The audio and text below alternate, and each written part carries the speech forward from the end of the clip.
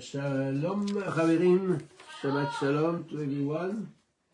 Here I am again with a new parasha, which is a PARASHAH MISPHATIM from the book of Shemot, Exodus, chapter 21:1 to 24:18.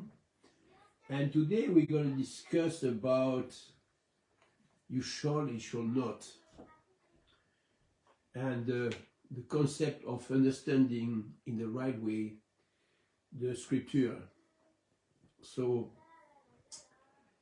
if we go into the Mishpatim, remember the last parasha Yitro was very interesting because in the chapter 20 from the book of Shemot we see the 10 utterances, the 10 davar, the 10 words, which are called many times the 10 commandments, which is not right. And in the mind of many, the Torah is limited to the 10 commandments. And we need to understand this difference. I will read an excerpt from First Truth of Zion to bring some light into the way I want to explain something. Here it is written in the commentary of the PARASHAH MISPHATIM. They say, for some reason, many Christians teachers seem to view the laws of the Torah as if they are bad things. It is commonly taught that the laws is the opposite of grace. You might hear someone say, we are no longer under the law, we are under grace. The implication that since we have received the Mashiach, we need not to concern ourselves with the laws in the Old Testament. We can call this idea grace versus law. Let's think about the grace versus law idea. What do we mean when we say that we are not under the law? Does that mean we do not have to keep God's rules? For example, does it mean that we cannot commit adultery? We can commit adultery and thief? Of course not. No one will say that. So what does it mean? The grace versus law concept is derived from the writing of Paul in his epistle. It seems that Paul pits the two in opposition to each other. He often says things like this. Before faith came, we were kept in custody under the law. In Galatians 3:23. And if you are led by the Spirit, by the Ruach, you are not under the law. In Galatians 5:18. One might misunderstand this statement to mean that Christians do not need to keep God's rules. Of course, that would be absurd. Paul realized that some people might misunderstand his teaching, so he cautioned us not to suppose that grace gives us free license to sin against Elohim. What shall we say then? We have to continue to sin so that grace may increase, may never be. How shall we who die to sin still live in it? Romans 6:1 and 2. Do we then nullify the law through faith? As the law is the word Torah. May it never be. On the contrary, we establish the Torah, the law, Romans 3:31. You see? So here is a conflict that we encounter when we discuss, and that for many of us have encountered when they were in Christianity. But now we are no more in Christianity. We are now under the leadership of our Adon Yeshua, who brings us back to the Torah. And the first action that every one of us knows from the Torah is to keep the Shabbat. The Shabbat, in fact, is a spiritual space which separates us from the world. When we enter into the Shabbat, we are completely separate or set apart from the world. This is a creation from Elohim. It is spiritual. So if I do the Shabbat in a legalistic way, it can become a bondage. If I do the Shabbat knowing that now I put myself in a frame that belongs to Elohim, my Shabbat will be totally different. I will enjoy the Shabbat as a privilege to be in the household of Elohim, according to Ephesians chapter 2. Now, today Parasha Mishpatim will demonstrate many things. But first of all, we need to understand that what is mean laws. The Parasha Mishpatim has, only in this Parasha, we find 53 mitzvot, the commandments, 30 we should not, as a prohibition, and 20 which are you shall, which are called positive mitzvot. Both of them, whatever I do or not, if I don't, it doesn't matter if it is a positive or a negative, I break and I am in sin, because we know, according to 1 John, that sin is a transgression of the Torah. But what does it mean? Why does Elohim send us so many mitzvot, 613? I will not elaborate on the 613. I will keep now this 53 from the Parasha Mishpatim. If we go through, we see some points very interesting. First steps, it is a relationship in the literal text. It is what I have to do toward my fellows, how I live my life toward my fellows. And this is why, first reason, I should read the Torah in the Parasha and study the Parasha, is that I may be conformed to the will of Elohim for me, not for others, for myself. And I will explain.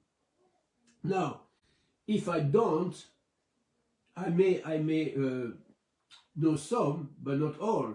So I have to read, I have to let this mitzvah penetrate my nefesh, my soul, in order to be transformed, according to what Shaul teaches us when he said to us in Romans 12:2, he said, I beseech you, brethren, not to be conformed to this world, but to be transformed by the renewing of your mind. So the renewing is a process principle which goes by studying the Torah. The Torah, I say it again, the Torah is the tree of life. The tree of life that we have in Gan Eden, when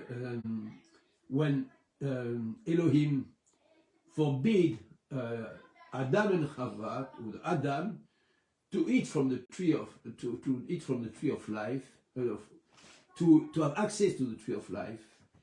We see that tree of life, because he said when they sinned, they took part of the tree of the knowledge of good and evil, and he cut them from having access to the tree of life, so that they may live forever. So if they had access to the tree of life, they will have lived forever. Now, they have disobeyed. This means they have break the Torah, the commandments, you shall not. Of every tree you may eat, but of the tree of the knowledge of good and evil, you shall not. You see negative commandments with an impact in the life of Adam and Chava. And this is the consequence of that they were rejected from Gan Eden, which is a spiritual removal from understanding. We go down. By sin we go down. We separate ourselves from our Creator with light. And here is the purpose. The purpose is to study the Torah, is that we may be transformed. The more we are transformed by doing what the Torah says, the more light we penetrate our soul and bring light outside. You see, many times we do the mistake to say that, oh yes, we are light, we are the salt of the world, you know, because it is written in the Brit Hadashah that so many call the New Testament, which is not new. In fact, because it is the same that it is given in Mount Sinai. The Torah of Yeshua, the Torah of Mashiach, is the same Torah than the Torah that was given by Moshe. The difference, it is brought in a different spiritual level. This means the Torah of Yeshua is dealing with our nefesh, with our inner man, the inner man who need to be restored. And the flesh, we know, shall explain, say, flesh and blood cannot inherit the kingdom of Elohim. So we don't approach that with the kingdom. This body here is a tent. It's done here to be able to apply in the lowest level the word of action, what we are commanded to do. This is our this is what we do it. We have three aspects in our life: this prayer, Torah study, and action. So I pray, I study the Torah in order to know what I have to do, and I put that into motion, into action, in order to fulfill what I have to do here. So Christianity has rejected one part. That is prayer. Christianity do pray.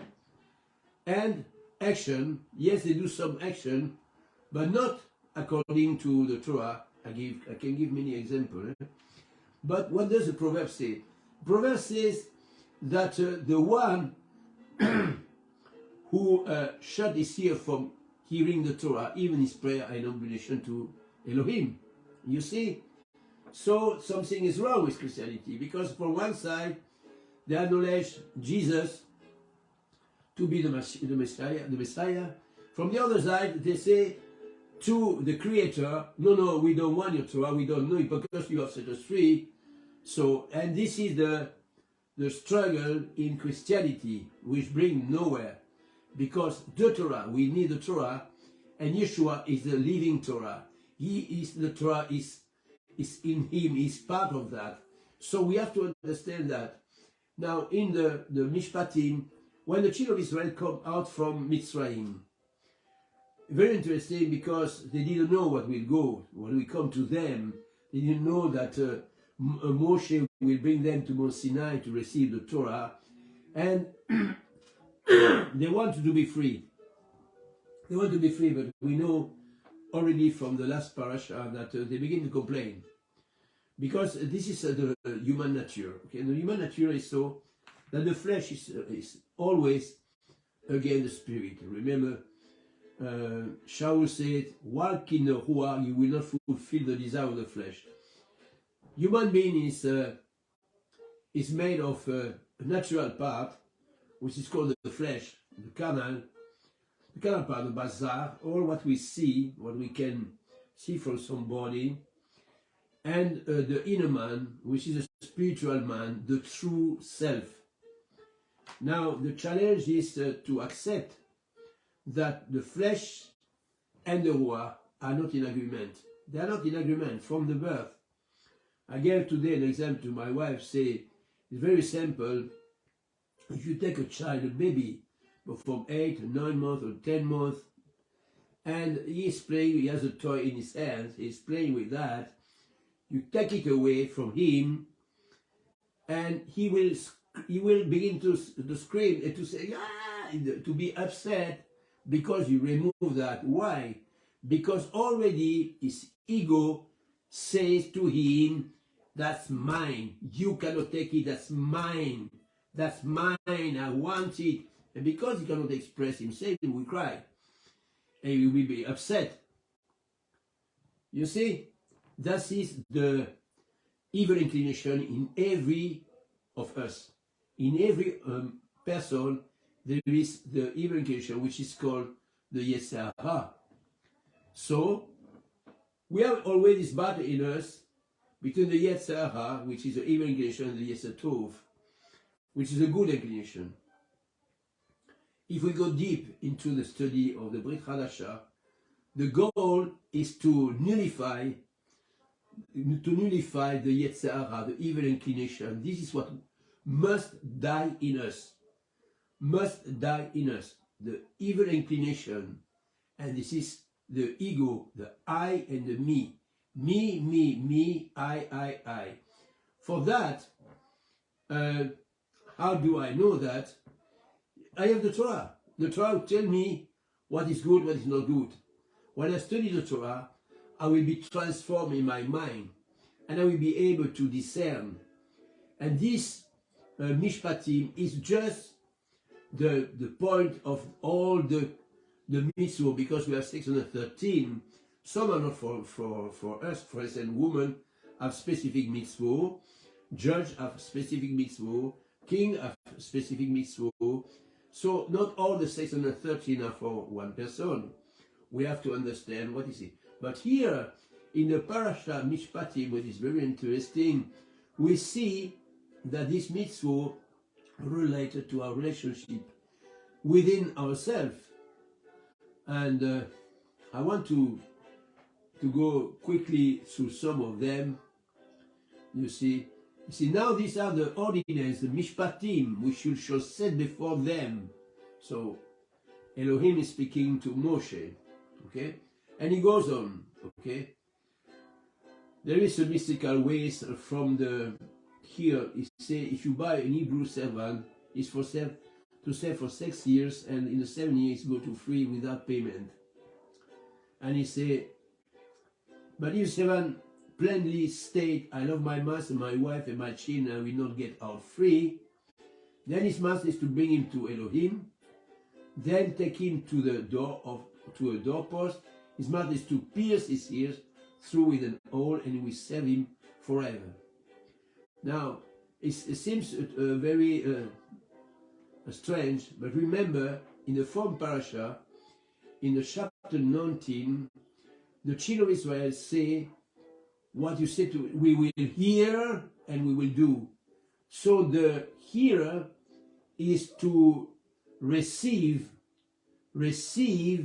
the Torah of Elohim. And so this here, in this case of this servant, he plainly say that he want to serve, and the sign is to bring the door to be able to bound himself to the service. Now, if we go on, I will go through some because I have seen, you see, we have a very interesting point in this, in the verse 12 from the chapter 21, we see, whoever strikes a man so that he dies must surely be put to death.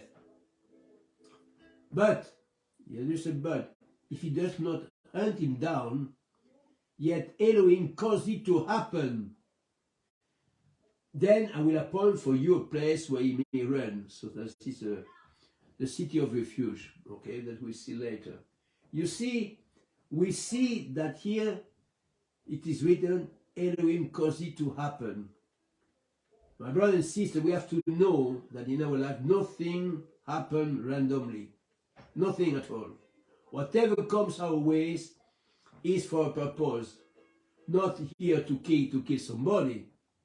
What I want to say is that we know now from this example that things happen in our life that we may not understand, but they don't happen randomly. They're happening because Elohim wanted to happen. When we want to grow, we have to know, if I understand that I am driven by my ego, the I or the me, I decide, I want, me, I am the one who is right, the other are wrong, and so on and so on, then I will be in trouble. And Elohim will bring situation in my life to help me to correct. This is called in the Hebrew the midot. This is a character trait, and we have received this trait has been built up through our life, from our youth, from our birth, in the family, in the school, with friends, until we come to know the Torah. From this point on, we will begin to go the way of holiness. Remember, Elohim say, be kadosh, for I am kadosh. So from this point, I need to understand that my work here is what Shaul says, work out your salvation with fear and trembling. So what does it mean to work out the salvation with fear and trembling? This is, I have to work in all these middles. This is what is called, I have to repair. I have to repair my soul. How we repair my soul? I will repair my soul when I begin to study the Torah. First of all, Yeshua said, I am the bread of life. So the bread is meant to be eaten. And the bread of life is because it nourishes. And Yeshua, being the Torah made flesh, we know that we have to go into the Torah and to eat from it. Eat from the inner man. This is the inner man that will be transformed and to make us what we become. Mature people. Mature people. And we will encounter many other brethren who are not maybe in the same level. And what rules our life will be the love. The love will rule everything. So, Elohim is love. We know that. It is written. It's a plain text. Elohim is love. We read Yohanan 3:16. Everyone knows it. That the first love Elohim loved so the world that he gave his son that whoever believes in him shall not perish but have eternal life. The action of Elohim is a pure love. Elohim is pure love. This means he is a giver. Giver of life, giver of love, and we are recipients. We are recipients receiving from above. We are the recipient who receive. So now, if we are recipients, the problem we have with this recipient is built on ego. The ego, that is the evil inclination. I want to receive, I want to receive, I want to receive. Oh yes, more, more, more. I want to receive blessing, blessing, and all the things. But I don't realize that we have been given life to receive in order to give. To give. So, that is the love I receive, I must give it. That is called sharing. Sharing is very important. But sharing must be built on something. I can share what I don't have. I don't speak from money. I speak from sharing in the love of Elohim. Sharing the Torah. Sharing what I know. If somebody wants to share but has never learned the Torah, what can he share? He shares his opinion, he shares his mind, he shares whatever, but he doesn't share the truth. Remember, it is written, you shall know the truth, and the truth will set you free. The truth is the Torah, according to Yohanan 17:17, and the Psalm 119, 89, 142, 150. You can read for yourself. You will see. The Torah is the truth. There is no other way. So the one who pretend to walk in the truth and do not apply the Torah in his life, do not study the Torah, is not working the truth. He's working in his mind, in his ego. So this is very important. So the Mishpatim are there to give us some mitzvot that will help us in our relationship with our fellows. And how I love. If I love somebody, I will not cheat him. I will not lie. I will not steal. I will not quarrel for nothing. Okay? So we have to know that. I want to make it short because there is many, and I hope that you have read the parasha for yourself. You know, even for the thief, there is a law. I want to, let me see something.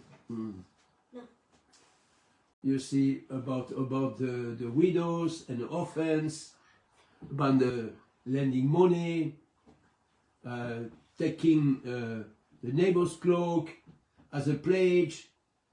Many mitzvot are here embedded. You see. So he said, stay far away from a false charge. Do not kill the innocent, and the righteous will not justify the guilty. You see? Now, we have the law of the feast, and we have 3 feasts which are given here. He said, we have the law of the Shabbat, and there is saying is in the law of the land. You see, for 6 years you are to sow your land and gather the increase, but during the 7 years you are to let it rest and life follow. For 6 and the same for the Shabbat, 6 days working, the 7 days you rest. 6 years you sow and work your land, the 7 days you rest. and so on. We have to learn that numbers are very important. We know that the number 6 is related to man, because man was created in the 6 days. So this relationship, and 7 is the days of the Shabbat, the day of the Shabbat, with the shadows of the things to come. The perfect rest will come when Mashiach come back. When Mashiach come back, he will elevate the Torah in a new level. This is why, you know, when Yeshua speaks to his disciples, Talmidim, he tells them, you are the light of the world. And many Christians believe to be light, but they are not. They are not. Because the Torah is a light. Psalm 119 tells us that the Torah is a light unto our work and the lamp unto our path.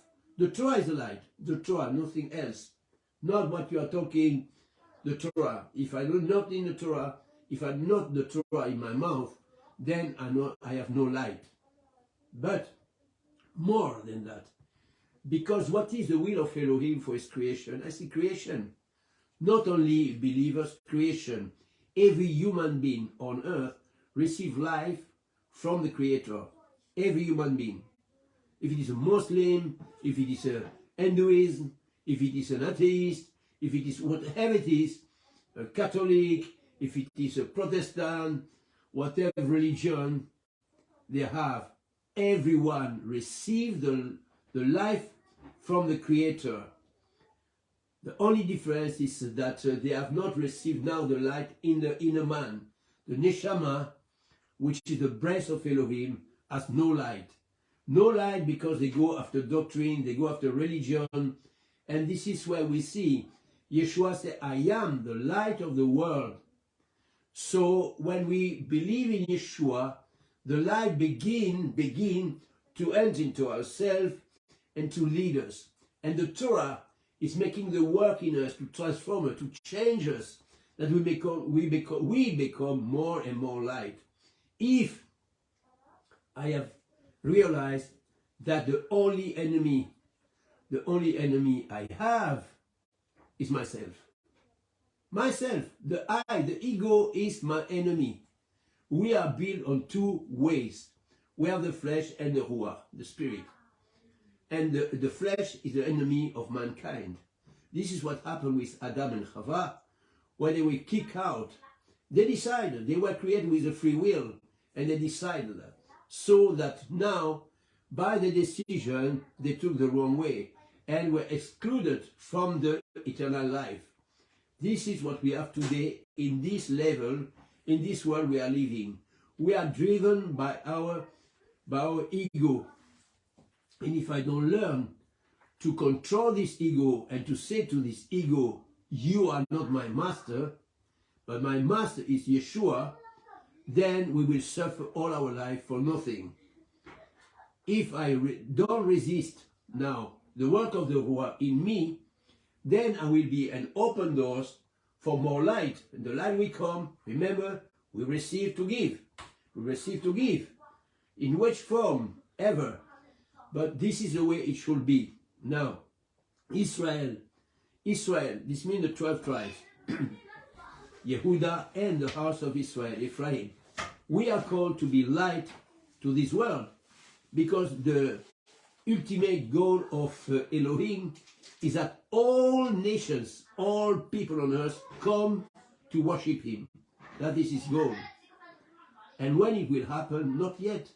When Mashiach come back, all those who are in Mashiach, including Yehuda, don't make any mistake, because Yehuda has a particularity that he has never left the covenant. He has been in the covenant since Mount Sinai. This is the house of Israel who has been rejected, who has been divorced. So, but the goal is to bring back, according to Ezekiel 37 and also to Yirmiyahu 31 and other verses, that the whole house of Israel come back together as one nation to become the light to this world. And all nations will see the light of Israel. Israel will be the light of the world when Mashiach comes back. because he will elevate our nature to a spiritual nature which will shine into this world. We see now around us how the world has fallen into darkness and deep darkness.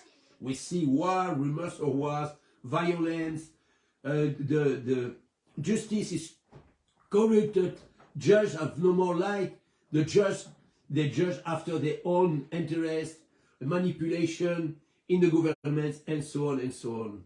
This is darkness. This is called darkness.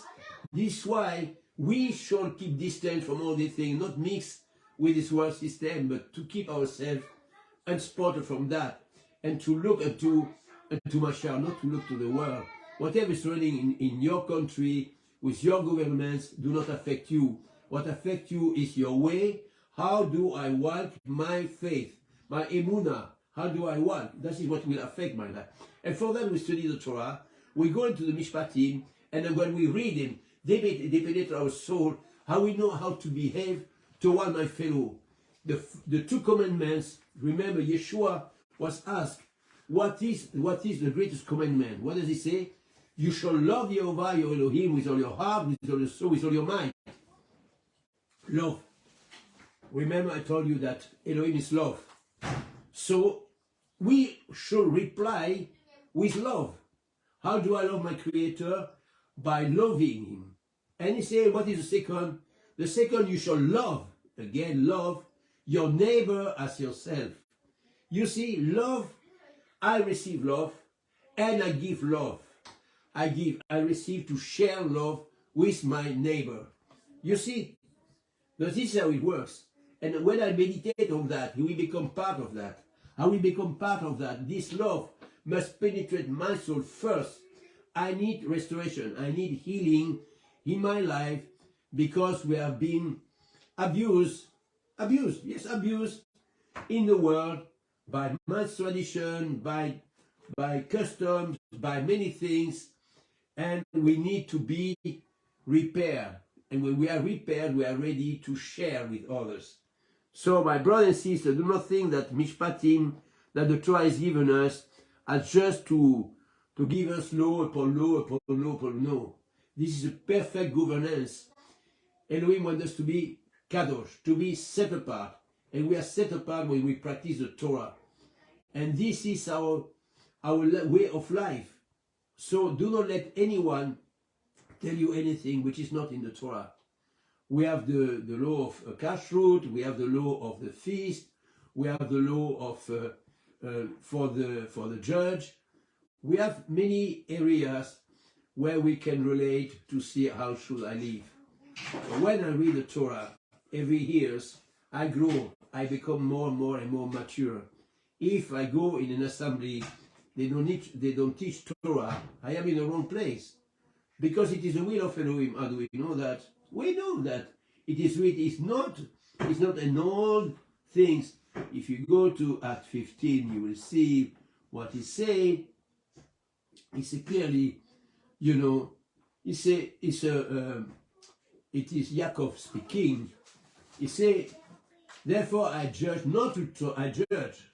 Okay, I give you, yes, my position, which is not a choice, but it's command, not to trouble those from among the Goyim who are turning to Elohim, but to write to them to abstain from contamination of idols, sexual immorality, from what is strangled, and from blood. For Moshe from ancient generations has had in every city those who proclaim him, since it's read in all the assembly every Shabbat. Every Shabbat. There's no option. Every Shabbat. Remember, at this time, there is no Brit Hadashah. Only the Tanakh, which is the Torah, the writings, and the prophet. Okay?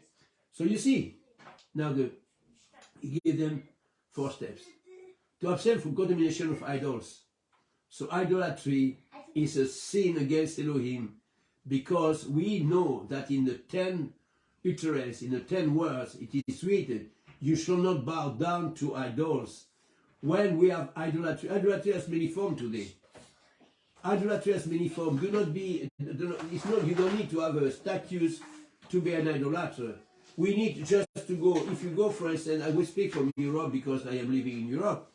I see many, their idols of footballer. Footballer, their idols, because they run after them, wear clothes, buy their t-shirt, and so on and so on. This is, you see, the first thing is to realize that everything can become an idol, and to me, if I put it in a position that is higher than Elohim. So, and this is second one is sexual immorality. Sexual immorality is very, very bright. You can read PARASHAH MISPHATIM, you will see that it is already mentioned there. And if it goes on in the Torah, many times we'll be confronted with the sexual immorality. From what is strangled, so we cannot eat an animal which we find death, and we cannot eat it. So, and from blood. I will insist on that because blood is very, very important. In Vayikra 16:17, it is written that we are forbidden to eat blood. Blood is in the nature, in the animal's nature. So it is really, it said in the Torah that blood, that life is in the blood. If I eat blood from animals, I take from their nefesh into my life. I mix it with my own blood. And that is what Elohim do not want. Because he said we have to be kadosh. He said from blood. Blood include not to eat from other animals, the blood from animals. This is why we have the kasher rules, and which is very important. And that we also, this blood is also in the menstruation from woman. Every month we have to be separate during 7 days. We have in a regular way, so woman is set apart in the menstruation for 7 days. And we are really to be careful not to have anything to do with blood. So that is in the physical world, because blood is related. You remember I say, flesh and blood cannot inherit the kingdom of Elohim. So this is why we have to abstain from blood. And this is very important because in the past, our ancestors were mixed in that. If you are in a country, maybe in your youth, if you were among, not in the Torah, let's say so, very simple, maybe you have been in your family even. I can speak here from a tradition in France. They eat bloodwurst. Bloodwurst is made with blood, even blood from pork. You go in the Philippines, dugo. You eat blood. They eat blood. So you know this is forbidden, absolutely forbidden, because the blood is direct connected from the animal who gave the blood. Even if you eat blood from a calf, the calf is a kosher animal, or another animals which is kosher. We cannot eat the blood. So this is very important. But it has been made as nothing in Christianity. Christianity twists the word and think, oh, I pray on the animal and okay, it become holy.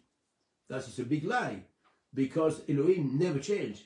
He's the same yesterday, today, and forever.